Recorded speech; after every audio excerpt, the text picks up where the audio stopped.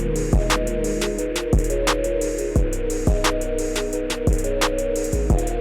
right, Ty. Yo, everybody, we are back for the last segment. Trayden just took a bite of the strawberry cheesecake, and Tyler is going to hit us with these last two series of the Sick League NBA.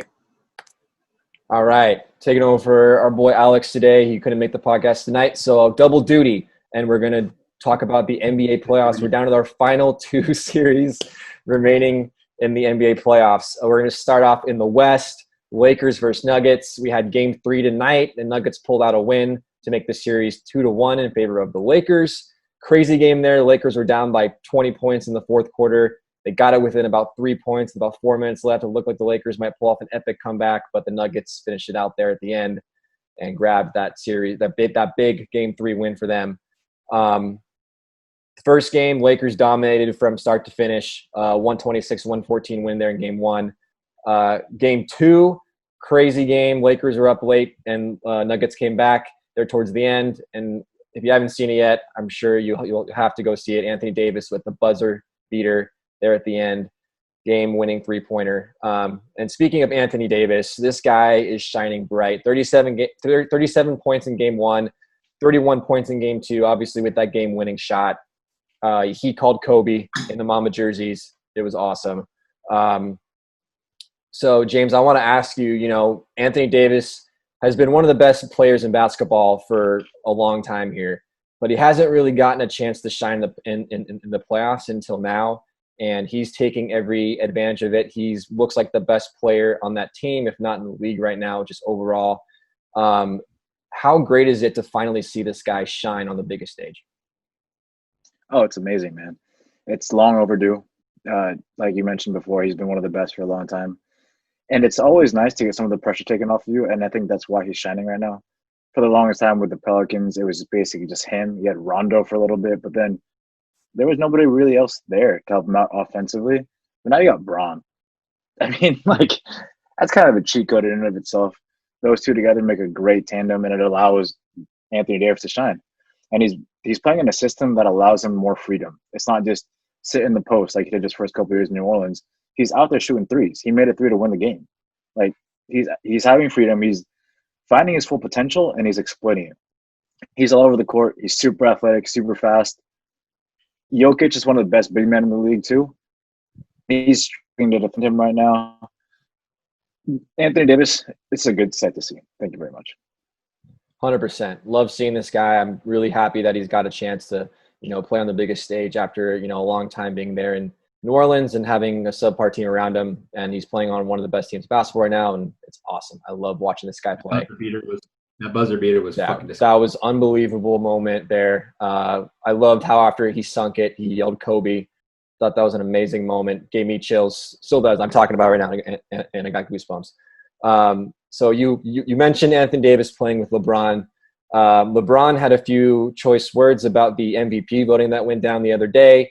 Giannis Antetokounmpo ended up winning it. LeBron said he was pissed off about the results of the MVP voting, mostly stating that he only got 16 first-place votes compared to Giannis's 65.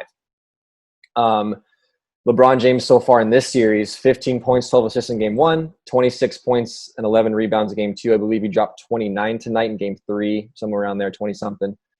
Obviously, LeBron James, year in and year out, is one of the best players in basketball, is usually in the conversation for MVP. James, do you think that LeBron is right to be upset over this year's MVP voting? Yes and no. I mean, he's one of the best players, so of course he'll be upset about it. If he was not upset about it, I'd be concerned. But if you just look at it from a straight number standpoint, Giannis had way better numbers overall. And I mean, he had a lesser team around him than LeBron did with the Lakers. His number 2 was Chris Middleton. I mean, Chris Middleton is no slouch, but he's also no AD. Giannis kind of carried that team, and as I mentioned a couple episodes ago, when Giannis isn't on, the Bucks aren't on. When LeBron isn't on, the Lakers still have a chance. So I think that's the biggest problem there. But I respect the fact that LeBron's unhappy with that, because that's just going to fuel it even more. Yeah. It kind of brings back the conversation of what valuable means. That's such a, subjective term. I think people look at it differently. I think some people think it just should go to the best player in the league, statistically, just objectively, who was the best player in basketball on the court. Other people think there's a lot of other things that go with. There's that, and plus the intangibles, leadership, in terms of value, like does this guy make every player on his team and the overall team better? And I think if you think on that perspective, I think LeBron has a very good gripe with that. I think overall, and the thing is, he's been doing that for so long. Giannis, great player, no disrespect to him. I think he definitely was the best, basketball player this season for sure. But in terms of value, I think it's a little bit closer than the MVP voting, I think, showed. So I think I kind of agree with LeBron on terms of the fact I think he just didn't get enough respect for how many first place votes that he ended up getting. So looking at the series right now, it's 2-1. Obviously, Denver, is here. They came back from 3-1 series deficits in the previous 2 rounds. They looked pretty good in game 2 as well after that game 1 loss. So I think this series is going to be a little bit closer, especially after their game 3 win today. Going into today, the Lakers had a 91% chance of winning this series. I'm sure the numbers are a little bit different now. But I'm sure everyone is still thinking that the Lakers will win this series. It's in terms of how many games. And of course, you got to look at Denver with their track record recently, and this is a tough team to close out.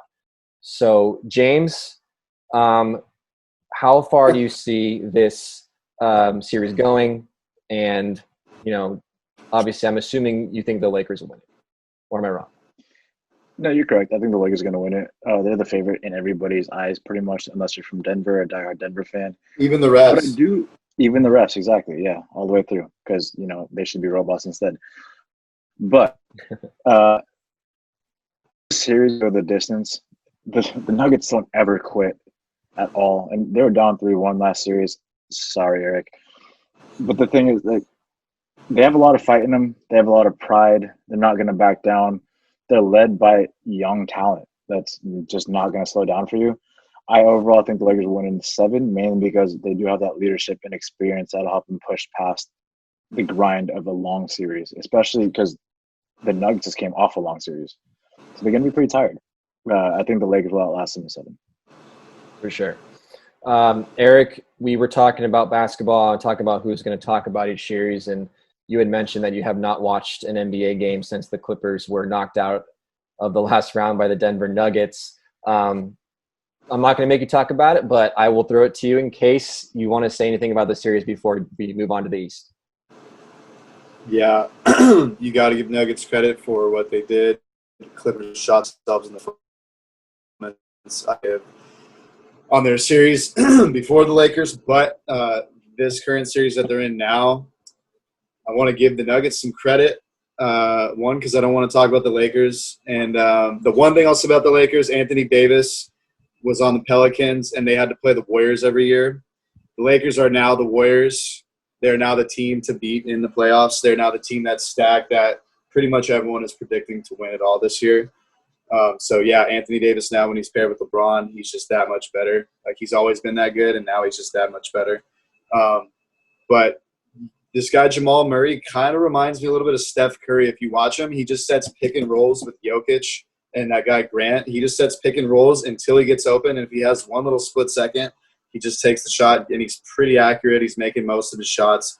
Jokic, on the other hand, that guy's a fucking beast. I think he's just as good as Anthony Davis. He's more like a Tim Duncan, though, where he's slower a bit, but he scores every time he ball, gets all the rebounds. He's like a new age Tim Duncan that can shoot threes.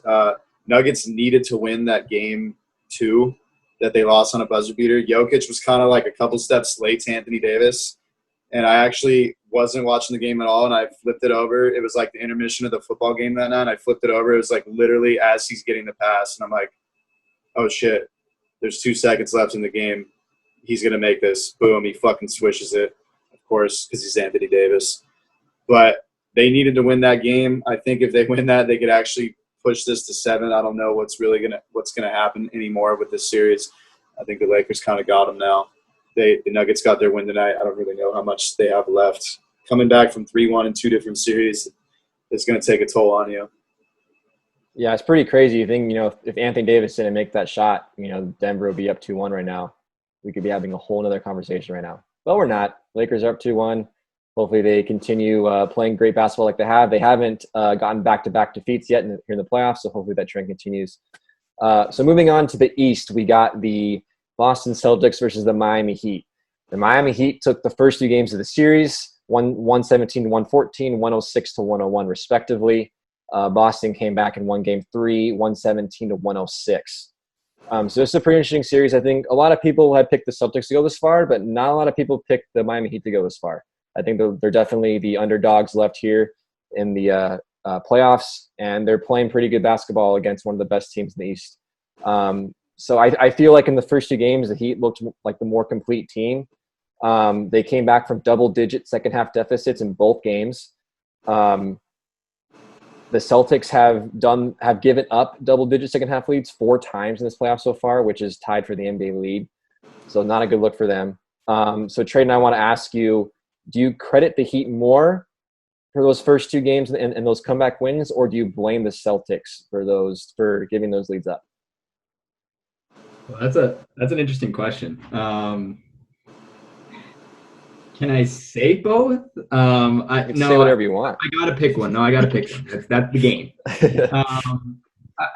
I'm gonna blame the Celtics more because I think that giving up that many points twice in a row and then also making it a little shaky in game 3, even though you won it, is concerning. Yeah, I mean, I'm gonna tip my hat to the Heat. I mean, that's resiliency. That's battling. But I'm actually going to blame the Celtics more on this one. They need to play. They need to lock it down. I mean, I'll say it as it relates to hockey, and you'll see it in the playoffs. In the Stanley Cup final, it's a 60-minute game in hockey. It's the same for basketball. You play 60 minutes. You don't play 15 minutes here, 15 minutes there, blah blah blah. No, you play 60 minutes. That's how you finish a game. That's how you finish a series. I think they play 48 minutes in basketball, actually. Why I don't watch basketball. Hashtag 12-minute quarters, buddy. 15-minute quarters. Wait, that's football. Unless you go to triple overtime or something. So anyway, yeah. No, but I get your point. You got to play all 4 quarters of basketball. I got to play from tip off to final buzzer, 100%. I also agree with you. I give more the blame to Boston, mainly because we've seen this trend from them a few times already. And I feel like that's not, you do it once, okay, you credit their team. But the fact this has been a trend, not only the first 2 games of the series, but twice before this, I don't think that's a good trend for them to have. So speaking more of the Celtics, after that Game 2 loss, there was a little bit of a post-game locker room outburst that was reported. Later on that night, head coach Brad Stevens held a late-night meeting with some of the team leaders. Whatever he said during that team meeting and whatever was talked about with the players and whatever adjustments they made, it seemed to work. They came out in Game 3, pretty much dominated the whole game. They outscored Miami in the paint 60 to 36. So they came out attacking, driving to the hoop. I think they made a huge adjustment there. Gordon Hayward also came back from an injury for the Celtics, which I think is huge for them. His stat line wasn't all that impressive. I think 6 points, 5 rebounds, and 4 assists, somewhere around there. But I think his presence and I think his leadership is huge for that Boston Celtics team. So as I mentioned, the Heat are still up 2-1. Still a lot of basketball left to be played. Traden, do you think Boston has flipped a switch here after the Game 3? Do you think this is a different team that the Heat are dealing with? Do you think after Game 3, do you feel more comfortable with Boston winning this series, or do you still feel a little bit iffy on them? Yeah, no, I actually feel pretty more confident with the Celtics now.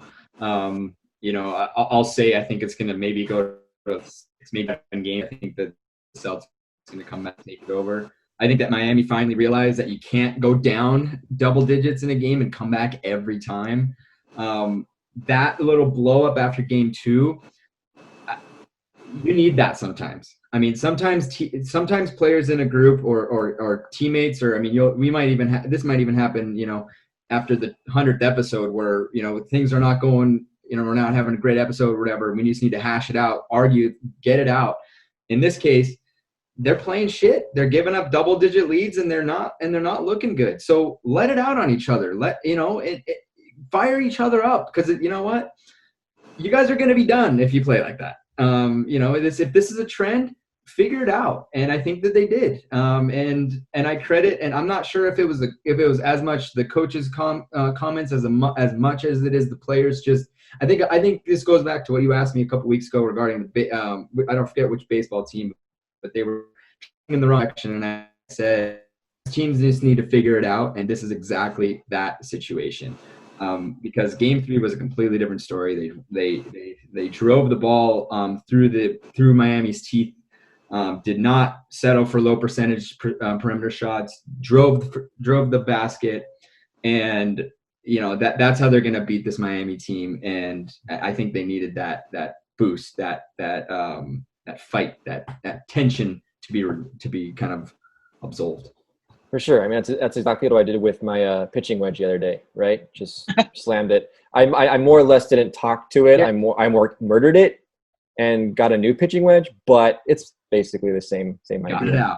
And then you started playing better. And then exactly. I started playing better. Exactly. It's all good. So it's all good. Yeah. No, I definitely agree with you, Trade. And I think that Boston looked a hell of a lot better there in that Game 3. I think they're looking like this Boston Celtics team. I think for me, this is their series to lose more than it is Miami's to win. So I think if Boston can look like they did in Game 3, I don't see why they can't win this series. So to wrap this all up real quick, I want to go around the horn, and I want each person to give their series predictions for each series and in how many games. James, start with you. Well, I said Lakers in 7, so I'm going to stick with Lakers in 7. It's been about 6 minutes, and nothing changed. So Lakers in 7. I think the Heat actually take this one. Wow. Maybe in 6. Yeah, after watching, I mean, I covered the Bucks and Heat series, and I saw a lot there. And I think if that same Heat team can come back, they're really stacked all the way through, offense and defense. So I think I want to see the Lakers and the Heat play. That'll be really cool to watch. Nice. Traden, who do you got? I'll start with the East. Like I said, I think the Celtics finish up in, let's say, I'll call it 7 games. I think the Heat got one more than them. I'm going to go Nuggets in 7. I like the last 2 games. They lost by only a buzzer beater in Game 2. I thought they were going to win that game. I was pretty excited. And then they won Game 3, came back. That didn't hurt them. Let's go. Nuggets Celtics in the final. Hate that pick. Eric, who do you got? I wish Traden was going to be correct, but I think it's going to be Lakers in 6. And for the East, I think that the Celtics will come back. They're resilient. There's some dogs. It's going to be Lakers Celtics finals. Come on, the NBA is just a parody. We know this. Let me get off the soapbox. I think Celtics will win that series in 7, and I think Lakers will win in 6, and they will see each other in the finals, where the Celtics will win in 7 games. Whoa. Well, I did agree with you completely to that last point. I'm going to go Lakers in 6, Boston in 7. Lakers take the final in 6 games. But we'll see what happens. So next week, hopefully we'll get a pretty good idea of those last few series. Maybe a couple teams will already have an idea of who's going to be in the final. Other than that, that's all I got for the NBA.